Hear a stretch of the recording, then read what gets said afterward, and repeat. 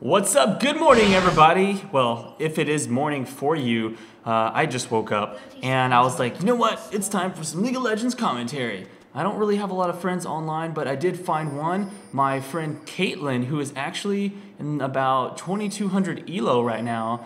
She just joined up into a game, so I checked the ELOs of everyone here. They're around 2000 to 2200 ELO range. Should be a pretty good match. She's playing as Kayle today, and that's pretty exciting. I've been seeing a lot of Kayle players. I actually really enjoy Kayle. She used to be my main way back in the day, Season 1. Actually, my only pentakill ever is on Kayle, believe it or not.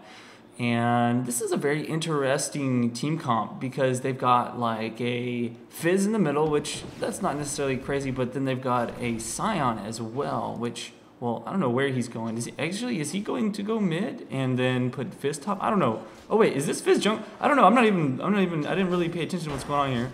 Let's see. Do they have like double jungle or something? What is this? I don't know. Anyways, we do have a I didn't even look at their summoners. So yeah, it's actually a top lane Sejauni and a jungle Fizz. So yeah, that is a little bit more awkward than I was expecting. I've seen top lane Sejauni like once in a normal game. So definitely not something I expected to see here. I would more expect to see what the hell? They even have a Sivir in the bottom lane. And did I turn my... Oh my goodness, looks like we could have a first blood going down. Exhaust being used, but not going to be enough with that flash that J-Pac used. He will be safe. And so this is a kill lane on bottom. It's a Taric and a Sion. Well, that makes a little bit more sense now that I've actually paid attention to what's going on here. And so that could be pretty sick. And so we'll have to kind of see how these, I guess the sound is enabled. I just had my sound turned off on my headphones. Okay, so looks like there's a ping going on to the middle lane here. Fizz might be ganking this, so I'll peek over there in just a second if he actually pops out of that bush. And so from what I can tell though, again, a very weird kind of setup for the lanes. And Kayle is going to probably do a really good job against the Sejauni top. At least early on, I don't see Sejauni having this very easily. And there's a nice stun there, almost in turret range. And he's going to try and go for the kill, but that was a terrible decision as here comes a counter gank attempt. And he does give himself a first blood there. So I have to say good job from the Nautilus coming there. Just at the perfect time there to pick up that Fizz, as he was a little too greedy on that dive at only level 3. Bit of a stun coming in here, not going to be very effective. Probably needs to save that until Sion is ready to go. And there's the dive. Etlia going to get the kill up top lane, and Sejauni, as expected, not going to go very well for them. Already off to a great start. Blue team at 2-0 as I feel like they just have a really good lane comp set up for this game. And I don't know if the Sivir mid was on purpose, but oh my god, J-Pac going to ward and actually putting herself in a bad position, getting killed because of it. Normally you ward to avoid getting killed.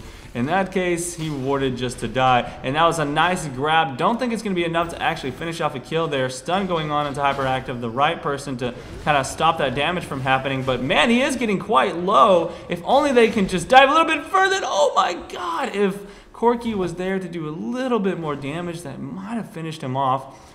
But it would have been very, very risky to stay in that turret. If they had taken, one more turret hit, Benny Bear would have fallen. So that could have been really bad. Either way, it looks like a pretty good start to a game. It seems like a lot of action already happening as we've got these really wacky, wonky team comp setups, and that's kind of what I like to see. When I play ranked games these days, I'll play, a champion that people are like, well, that doesn't make sense, like if I play a champion mid that you normally would see bottom, such as like they're playing Sivir mid here, people are like, Sivir's a carry, she's supposed to go bottom. That really gets on my nerves. I think that people need to kind of open their minds up to changing the meta based on what the enemies are doing and just kind of like your own individual play styles. Sometimes if you play a champion in another lane, it can work really well, just like Sejauni top. Like obviously in this case, it's going to be countered by Kayle, but it can work. I've seen it work and yes, it was a normal game, but all the people in there were pretty decent. and the Sejauni did quite well. So I think that in that case, it's fine as long as you know what you're doing and you're not just trolling purposefully. And I don't think most people are necessarily trolling on purpose when they do something that's out of the ordinary. So that's my little rant, just because I'll do something like I'll play Varus top or mid and people freak out and they're like, oh my god, you're trolling so hard, and you know, but it's not the case. I actually want to win the game and I've got a very high win rate doing that. So whatever. Moving on though, we are seeing basically the game is going like this. They're kind of, all right, let's play a little bit safer. We've got a lot of crazy ganks coming out here. Bear though doing a great job. Oh man, that flash just juking outside of there. Neontosh actually uses his ultimate to try and escape, expecting to have to run out of there very quickly. Eho Max getting a lot of poke put onto him, as Etlia is just very difficult to deal with. I mean, whenever you are a melee champion that doesn't have a lot of ranged poke or harass, it's very difficult to actually deal with a Kayle like that. And we've kind of seen that with previous games, if you watch, that I casted, where a Lee Sin got, you know, kind of shut down by the Kayle as well, even though he did get, you know, 1 kill off on her. So I really enjoy Nautilus jungle. To be honest, that's my favorite jungler. I play a lot of Nautilus. In fact, that's like the only jungler I do play. I tried a little bit of Udyr. I don't really like Udyr.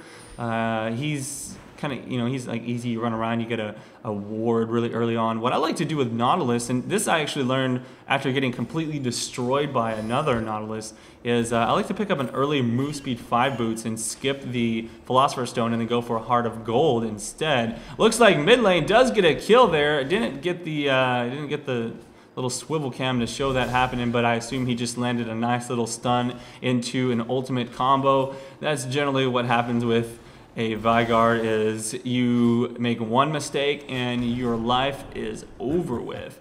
Let's see, how is he farming down here? I haven't really noticed that. And oh wow, Nautilus is way up here. But yeah, 40 to looks like 53. So kind of falling behind a little bit, and I honestly would expect that. I mean, it's a melee versus versus a ranged carry on the bottom. So normally a ranged carry is going to have a better time. Bear now getting caught by Yazuki, not expecting him to be there. Going to go ahead and place down that ultimate, doing big damage though. And Sejauni is here as well. Well, obviously he was there. Sorry, I was thinking Sejauni from another lane. But Bear going to be running, probably going to fall here to eHome. And that's going to be an unexpected kill. He wasn't realizing that the Fizz was there. He just wanted to fight eHome by himself. So overall, not a great decision to engage on that, especially on the enemy side of the jungle. So that is quite unfortunate. And overall, this game so far is quite even. Fizz jungle, I used to do that a little bit because Fizz was, you know, my favorite champion for a good while, but I just stopped enjoying doing it in the jungle. And Etlia could be in a lot of trouble here, as he doesn't expect that Fizz to be there, but oh my goodness, with the flash up, she is able to get the kill. Actually, Fizz was a little bit low HP, so he could get double killed if he's not careful. eHome there, though, to pick up the slack, and now Etlia kind of getting baited there. No mana left to actually use any abilities at all whatsoever. So did she even have ultimate up? I think that she did. So yeah, if she had some mana, I think she could have actually finished up a double kill there onto that Fizz before dying to eHome. Unfortunately, not watching that mana bar and will go down. So that is unfortunate, but we'll see how it goes. She does now have Berserker Greaves and a double Doran set up. So a lot of people on Kayle are unsure of how to build her these days. And in my opinion, building her as a carry is probably the best way to do it, just because they took out her old passive where she used to scale based on, you know, ability power that would give her like both stats, and it was really strong that way. But in these days, it's better to go for attack speed and attack damage, just like you would build on a normal carry. And I think that's probably the better build. Now you can also go for, you know, the old school magic damage build, which is not an AP build, but more Wit's End and a Malady and that sort of thing. You know, the items that actually give you extra magic damage on each attack. But I personally prefer like Infinity Edge, and oh my goodness, there is a crazy gank going on here, J-Poc, and that is gonna be pretty much insta-death from double stun and the like. And whoa, watch out here, middle lane, as here comes the fish. Not gonna land. Nice flash there. Udapon actually making it out safely. Hyperactive X is able to be safe on the bottom as well, with a gank coming in on the bottom. What? That was really weird looking. I don't know. That did grab him, but at the same time, it kind of like pulled him in a weird way. Benny Bear not actually able to finish off the kill, and mid lane does actually, what? He actually turns that around and got the kill onto Sivir. I wish I would have been able to see. In fact, I'm going to go back and I'm going to watch that fight too. All right, so they fight there. It looks like, yeah, Udapon actually comes up here onto her, just has so much damage, doesn't even get the stun off, just straight up killed her without landing a meteor. E-Home Max, though, does come from the top lane and finish that off. Oh, man, I gotta remember to use that back button more. That's a pretty cool little feature, so, you know, whenever I miss stuff. Okay, so here we go. Benny Bear is taking quite a lot of damage from these guys. Needs to get the heck out of there. They are in danger of losing this dragon, and I think they will probably get it right now. If not that, they'll push down this turret. They're a little bit low HP, so I guess they are just going to go ahead and back off. And that is probably the safe thing to do at this point. Although I think they might have been able to sneak that dragon if they had gone up there immediately and done that, since right now Benny Bear has to go back, and both the you know, mid lane and bottom lane were gone as well, so they had a good window of opportunity to really grab that, although they didn't, I guess, have a lot of damage if you think about it as well. So a lot of different variables to consider there. Yuzuki now out of mana, probably going to go back after he picks up these small golems. And how is top lane farm looking? 85 to 48, so definitely doing a great job here in the top lane. Just takes out the turret. Gonna give Etlia a little bit of time to roam, but look here as comes Yuzuki. It doesn't have any mana though, so he can't use his abilities. It does get off an exhaust, and E-Home's gonna keep Etlia locked down. It's gonna be really hard to get away, but she's doing big damage. Is it going to be enough? She's gonna be completely slowed here. Mid lane falls. I'll watch that one in just a second, but I want to see what happens to Etlia here. Can she actually get away? It's probably not gonna be possible. Oh wait, what the hell? Yuzuki trying to be greedy, going for the kill, and gets smacked down by Kayle there. So let's find out what happens here in the mid lane.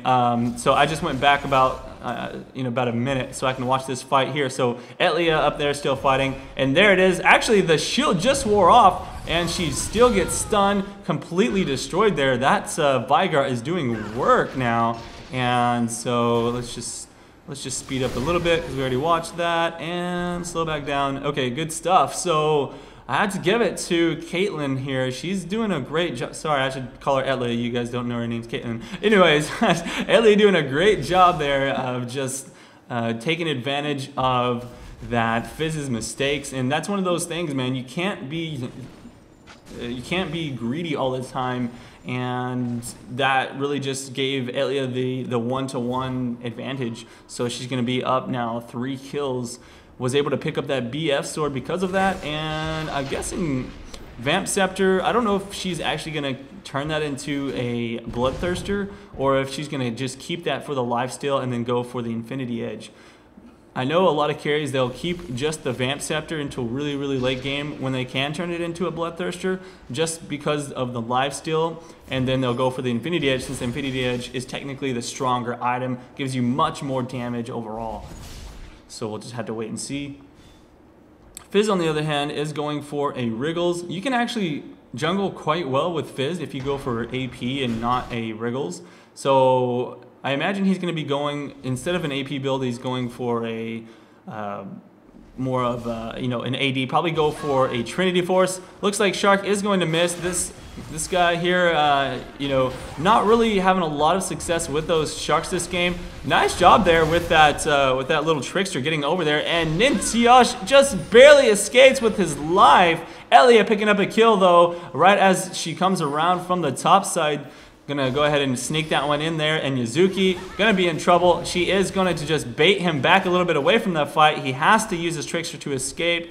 Down goes the Nautilus in the meantime as E-Home picks that one up and just, sneaks away. going to be coming around the backside here, trying to follow the team for some possible dives onto Udapon, but I think he's going to be safe. He probably has his stun ready to go, and his whole team is there, so that would be a very dangerous dive for them if they wanted to actually go for that.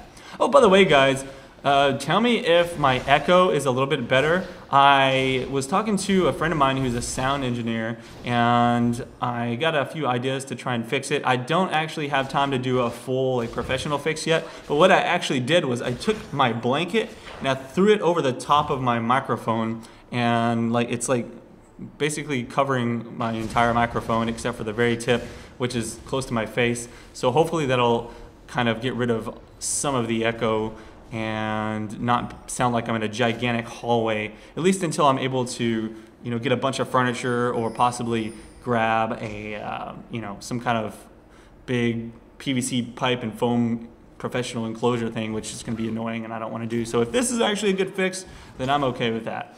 Anyways, back to the game here. Gonna be picking up a red buff, so Sivir is ready to go in the next team fight. Dragon is up, so I am expecting to see that fight. But wait, bottom lane, come back here. They were just waiting in that bush for a kill. Nice job there. That Tornado actually does save Hyperactive X. In fact, if they had went on Janna, I feel like they might have actually gotten the kill, because if she was stunned, she wouldn't have been able to do that. Now, meanwhile, let me go back a little bit, because there was some action mid lane at the same time, as Udapon does kind of get jumped onto by EHO Max. He is out of mana, though, so all he can do is auto attack at this point. Udapon gonna get exhausted, and looks like he's gonna be in big trouble for Yuzuki, but Nautilus there uses his ultimate just in time to be helpful, and there's the stun just in time to pick up the kill. Etlia grabs one as well, and fortunately Udapon does fall to a last attack from the Sivir, but he does trade it out quite nicely. There's the grab, Benny Bear getting it down, slowing down EHOM. Is this going to be enough to do the kill? I think they're going to go for the dive, and there's a knockout from Janna, just enough to shut down EHOM. Great job there from Nautilus, and J-Pog barely skates away with almost no health at all. So great fight for them. That's going to be I think it was a 3-for-2 trade. I'm not sure who died first, but in any case, that was a very, very close fight. And Elliot's going to do a little bit of damage to this mid turret in the meantime. They are doing a great job of pushing these down, and by they, I mean Etlia's doing a great job of pushing down these turrets. She's probably not going to finish this off, as here comes Yuzuki to push her back. So now that she's out of mana, she's going to have to head back, grab a few more creeps. Let's see, what is her gold at? I bet you she wants to save up for just a little bit more. Where is the little gold icon? I don't know where they moved it to, so I'll have to figure that out later whenever I'm not in the middle of casting, but there used to be the little gold icon on here somewhere. I can look at it. Let's see, can I click on them? I don't know, I'll figure it out later. Anyways, she's just gonna farm up top lane. Yeah, it looks like she just wants to get as much gold before backing up to the base, knowing that there's not really any reason to go back yet if she can't buy any items. And Benny Bear, let's see, do you have any wards? No, he doesn't. But yes, he did pick up the Boots of Mobility, so it does seem like this is becoming a more popular build for a Nautilus jungle, similar to how you would play an Alistar with Boots of Mobility. And it's all about just running in there and being impossible to escape from. Oh my goodness, looks like EHO Max has found himself a victim. Now gonna get ulted. Nintiash gonna definitely take that one with the boomerang blade. That is unfortunate for him, getting caught there in that bush there, running around without the wards there. He probably was, I honestly don't see the advantage of him doing that. And now this top turret is going to be in big trouble. No one there to really defend that. Even if Janna gets there, I don't know if she's going to be able to stop them from taking that down, as Sivir does take turrets down very quickly with her auto attack reset. Now, Dragon is somewhat open if they were to go to that. However, Etlia is going top instead, going to try and save the at least second tower, I suppose. And with their Janna here, they're just going to basically give away top turret and the Dragon for free. So I don't like what they're doing here. Now, on the other hand, if they get up here and they do it quickly, yeah, it doesn't look like they're going to even stop. So basically, giving away a turret and a Dragon for free. That is very unfortunate. Gonna put purple team in a pretty good position after those two. As you can see, just a little bit of extra gold. Still, the teams are extremely close right now. And I have to say, though, eHome is, he's doing quite well. He's an extremely, potent CC machine right now. And honestly, whether or not you solo on a, what's her name? And whether or not you solo, God, Sejauni, I don't know why I just blinked out there. Whether or not you solo on Sejauni or not, she's gonna be just as effective, even if you were like a support Sejauni. It's just once you have, you know, items and stuff, it makes you just really tanky, so you can literally just engage on a fight, and if they decide to actually focus you, you're like, haha, I'm super tanky mode and I don't really care. Whereas if on the other hand you are like a support or a jungle and you had less items, you just have to be a little bit more selective about when you jumped in and who you can really solo and fight down that way. So they just scouted out that dragon has been taken, and now 3 people caught into the ultimate. Hyperactive jumping over the wall. Yutapon getting ulted from that. Kayle not enough to save him before he can do some damage, but big hits coming in here. All this AoE. Double kill from Etlia. Getting exhausted to be taken down. Triple now. Could he get a quadra? Go in and get one more attack, but it is shut down. 446 gold going to the Sivir. Not the person you want to grab that shutdown. Eho Max just needs a couple more attacks. Come on, pick it up, J-Poc. And J-Poc grabs that kill in the E-Home. He can probably actually kill Nintiash if he wants to. And there is the tornado. Oh no! Just too much damage from that Sivir. He does have the Bloodthirster, so that's just way too much lifesteal for the support Janna to be able to pick up a kill from. Unfortunately, not going to be able to take that one, and now Nintiash is extremely fed from that guy. It looks like, what, like 3 kills at least from that fight, so the Sivir came out about just as nice as Etlia did.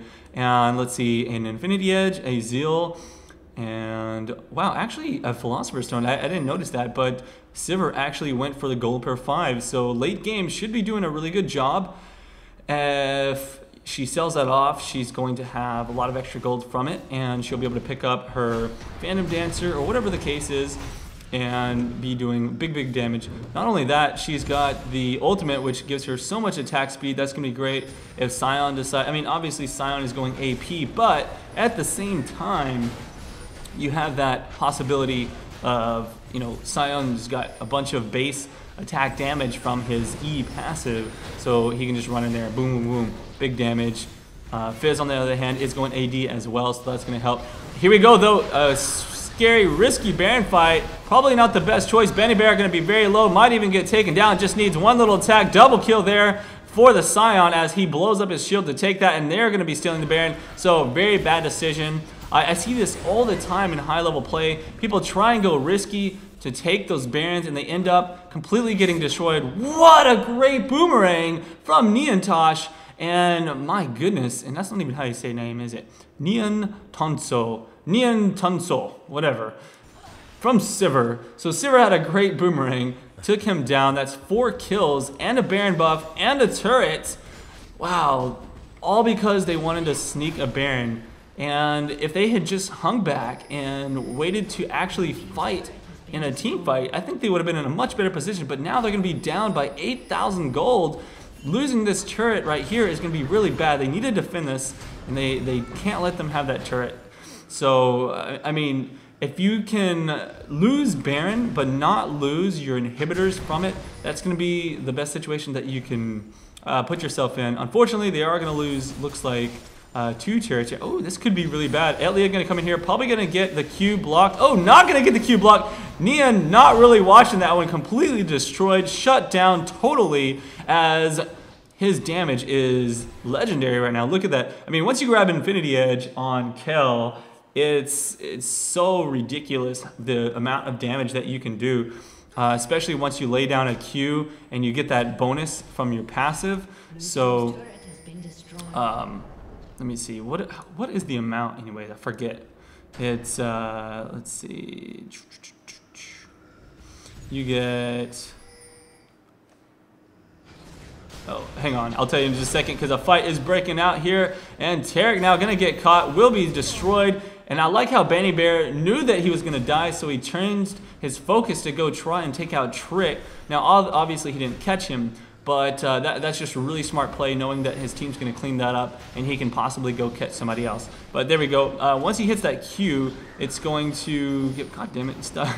It tries to like move it away. While the target slowed, inflicts 10% increased damage. So he's already hitting pretty hard. He's going to be doing 10% more damage whenever they're slowed. Really good stuff. Now they are going for this blue buff. Can they stop this? They have a ward there, and they do actually take the blue buff. So that's great. They take down the Sion. Yazuki is able to actually destroy a turret up top in the meantime. So at least they get a little bit of return on that. E-Home now trying to go for the kill. Hyperactive getting ulted. So that's going to help him stay alive. E-Home in big trouble. Can he flash over? And then Q. And there's the flash from Caitlyn. And picks up the kill. Now Sivir in big trouble. Is she going to escape? I don't think she's going to have a chance here. Etlia is going to take a future. Oh, actually it's Benny Bear, so that's perfect.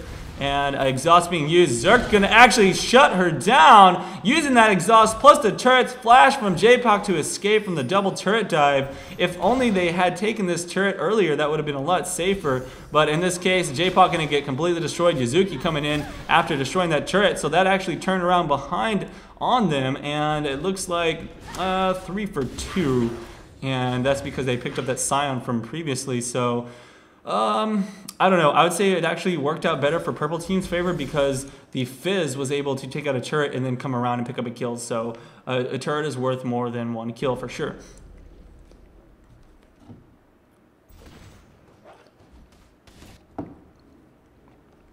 Wow, look at this game, 21-21, extremely close game in terms of kills. However, purple team is definitely ahead in terms of global objectives. They were able to take out dragons and barons and of course push much further in the turrets. There's only 1 turret down from blue team, so they're gonna need to really group up, win a fight, or just do some good pushing of these turrets in order to really come back in this game. I think that late game, they can definitely have a much stronger team, especially if they start picking up some things like Banshee's Veils. That does a big number to stop damage from Sion. And so there we go. There is a steal. I think that was a steal. Benny Bear, did you get that? I can't necessarily tell. I have to go back and I don't really care enough to do so. There's the ultimate, stopping the damage on him. Benny Bear does pick up a kill on a Trick, and down goes the Taric as well. E-Home Max going to be in trouble. That's 3 kills and possibly a dragon still. I think it was. I'm pretty sure Benny came in there and stole that. But oh no, this is terrible. As the Sivir doing some split pushing, they were distracted long enough to lose their turret here on the top lane. Luckily, do not lose inhibitor. That would have been really bad for them if they had lost that. And can Etlia get up in here and actually stop her? Does she have her ultimate? I'm pretty sure she does not. She used it to take down the turret, actually. So using that speed buff, she just needs to get in there, and I imagine that the shield will stop. Oh, very intelligent right there. She actually didn't shoot her Q, or did she shoot her Q? I don't think she, no, she didn't shoot her Q. She knew that that shield was going to come up, and so Sivir just got completely wrecked there, and that's pretty much the price you pay for trying to pull a sneaky split push. So that is going to be 1 turret for 4 kills and a dragon. I'd say that's a good way to come back a little bit into the game. They're still not caught up on global gold, but I would say they are just as, if not more strong in a team fight situation than purple team is. They just have to make sure they position themselves correctly and don't get caught like in a Baron area, which is what we saw happen earlier. Now Corki, let's see, what is he up to right now? Infinity Edge, and then building up to his Trinity Force. So he's going to be hitting extremely hard. Doesn't really attack very fast right now until he grabs that Trinity. But at the same time, it's going to be really difficult for them to deal with the damage of both Kayle and Corki, especially as the game goes on. Not only that, but Veigar is melting people's faces off completely. What they need, though, is to just make sure they, again, position themselves correctly. Good thing is that they have J-Pok, and he can actually reset those fights if done correctly. Now, they have a lot of bursts and a lot of stuns and a lot of CC, and that's really great for Sivir. Oh, here we go. There is a nice little engage. Of course, it is on E-Home, so I guess you could say it's not a nice engage because it would be very difficult for them to actually kill him. He does have 281 armor right now, ready to just completely go beast mode tank on them. Although he's really not a damage threat, all he can do is run in there and CC the hell out of everyone. He's probably just going to do his best to focus down the main people such as Kayle or Corki and shut them down as much as possible. And there we go, stun attempting to land on him, not going to be successful, however. And there is the ultimate landing on 3 people. This could be bad. Fish being used. It's not going to land, though, unfortunately. But there's the split push. Sion down bottom. They're doing a great job of split pushing this game. And Yazuki is possibly going to die here. I think he is definitely going to go down. Let's watch this. E-Home in trouble as well, as the Ignite will just barely finish him off, but not before dying. He does grab a double kill there. Sion just completely destroying the base here. Now going to be going into the other inhibitor. And even though they were able to technically win that fight in terms of kills are concerned, they got 4 kills out of that. They lost an inhibitor. So I would argue that overall, the purple team came out ahead of that one from that. So Zerk trying to pick up a kill onto them. This is going to be an ace right here. They could be grabbing themselves a Baron now. What they need to do is either push down some turrets or grab a Baron, heal up, and then come back and definitely push down those turrets.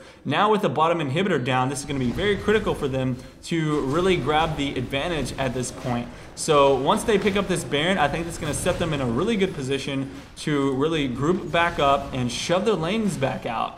If they can play this correctly, they are going to continue winning these fights, even though they're getting split pushed on. If they keep, killing 4 to 5 people each time, it's going to eventually even itself out to where they come out ahead, and they're going to be able to just completely 5-man push down all the way down the middle if they try and do that split push tactic anymore. On the other hand, though, if they're not able to continue winning fights like that and getting 4 kills out of it, then that split push is just going to completely demolish him.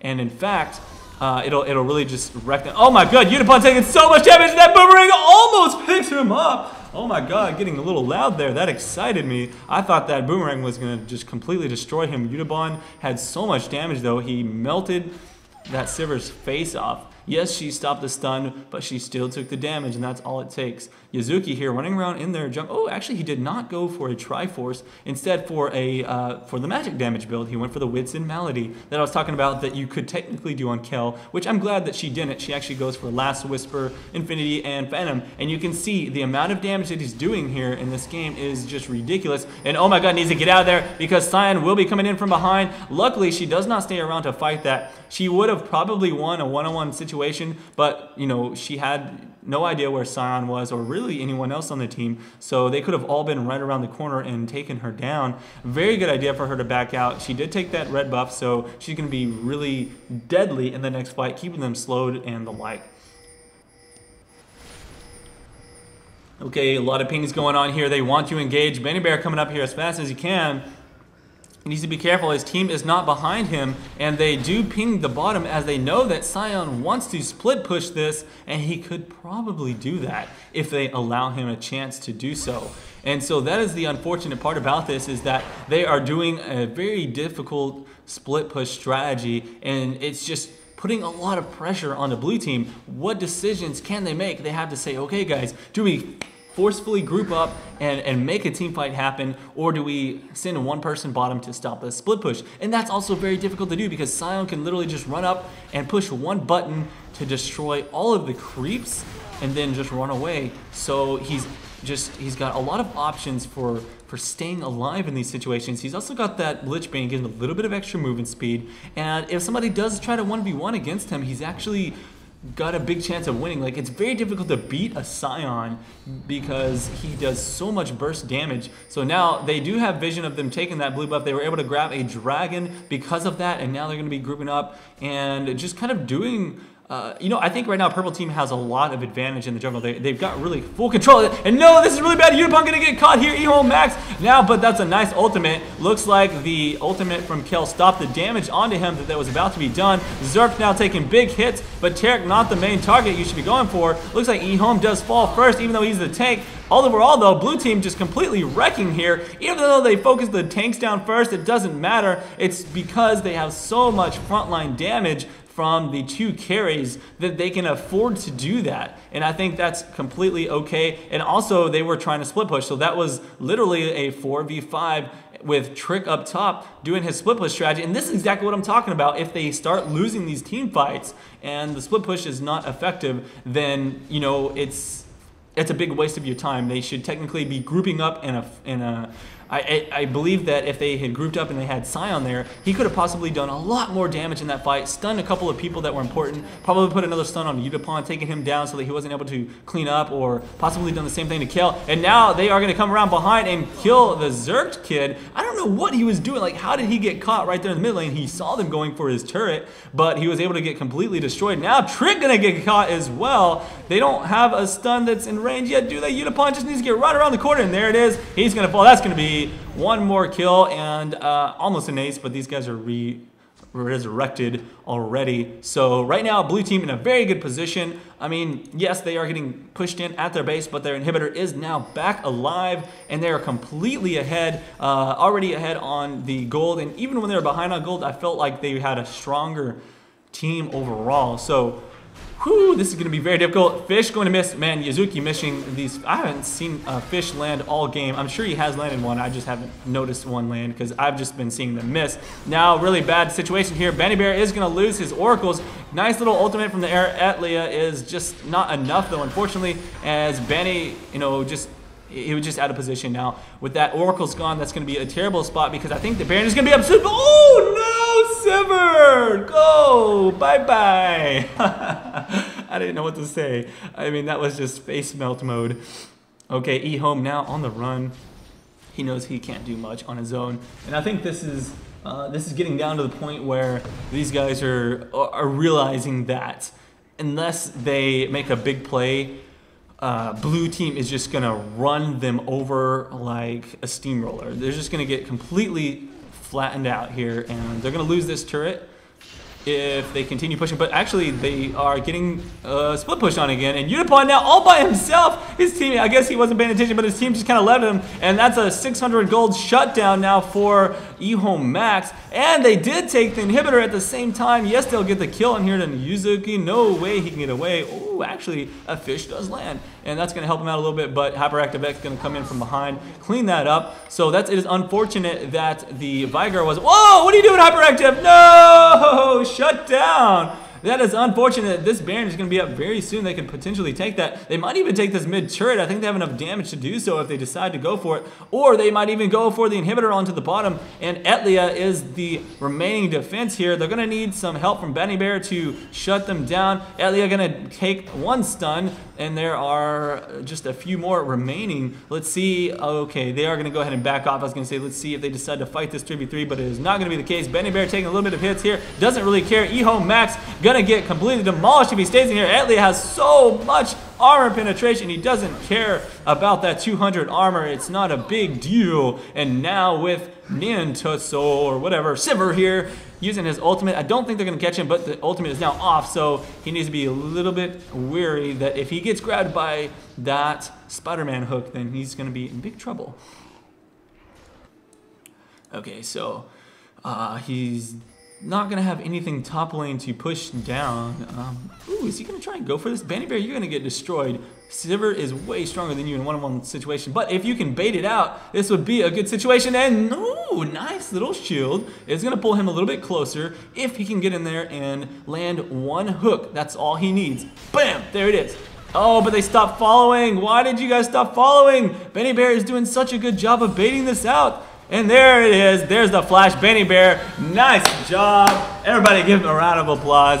I think that these guys didn't realize he was actually going to catch her there. And so they started to back off. And then they were like, oh, actually, he is going to catch her. But that was good. They took out Sivir. Now they're going to take the Baron. And they are up so many kills right now because these guys, you know, technically they're winning on the global scale of pushing turrets down, but eventually these, you know, they're just going to be so strong it won't even matter. And there it is. Yazuki going to try and go for the steal on there, and does he take it? No, he's going to fall, and I think this is going to be a good time now. They're going to just go back to their base, clean out these creep waves, push them in, and probably push for a couple of turrets at this point.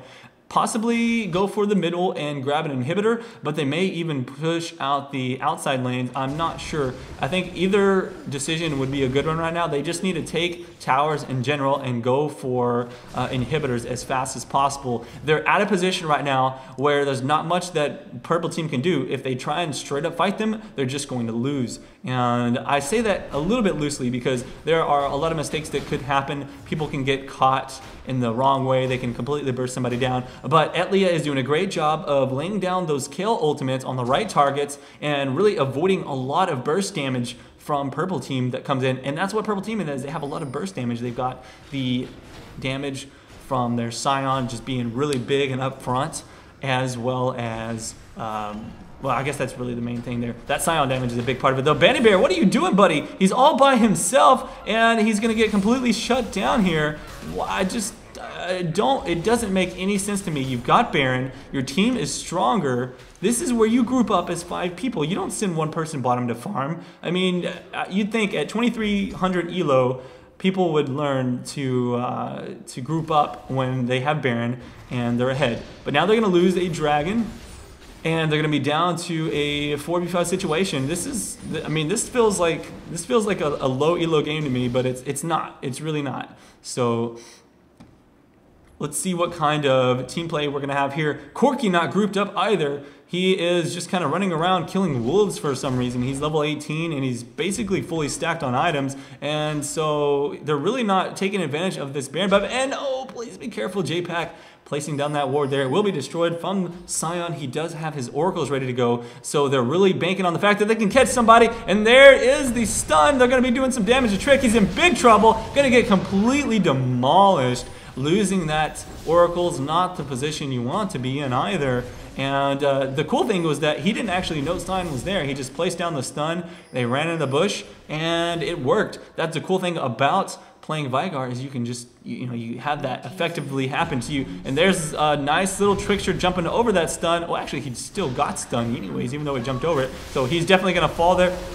Fish going to land. There's ultimate on Unipon, making him take absolutely no damage at all from Fizz, as if it mattered in the first place. And at the same time, let's take a look at what happens here.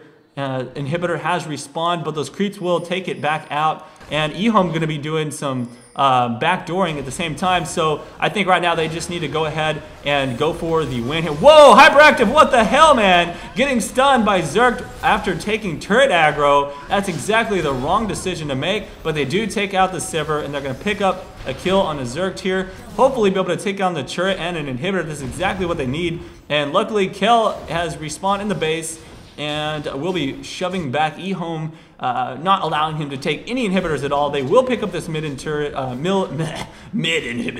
before the Sion gets there to stop them. Well, not before, but around the same time. Ooh, can they pick up a kill? Can they take out Trick? He's going to take so much burst damage. Woo, you're crazy. Yeah, I think that's what you call an effective throw. So as Sion, you are quite squishy because you build AP, and yes, you have a lot of HP, but oh, there's the ace. Looks like Ehome stuck around, or not Ehome. Who died?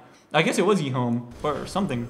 Somebody died down there. I'm pretty sure it was Ehome though, and Etlia went ahead and picked up that kill. So really bad decisions. These guys are just throwing the game away. Purple team, they tried the split pushing strategy all game long, and I think it worked the first or second time, but they honestly should have grouped up and just fought as a team later on after they got that first inhibitor or first turret down. And I think that would have been a lot better off for them, because now the blue team is just so much stronger than them and can literally just do the straight up fighting and completely demolish him. Ooh, what are you doing, Benny Bear? That was so close. Look at his health, just under 30 HP. But now Sivir gonna get destroyed. Etlia is dominating right now, completely just wrecking them. She's got a GA, Bloodthirster, Infinity, man, everything fully stacked. I mean, literally cannot build anything else except for Cell, Berserker Greaves, and Biomore Phantom Dancer. Like, that's it.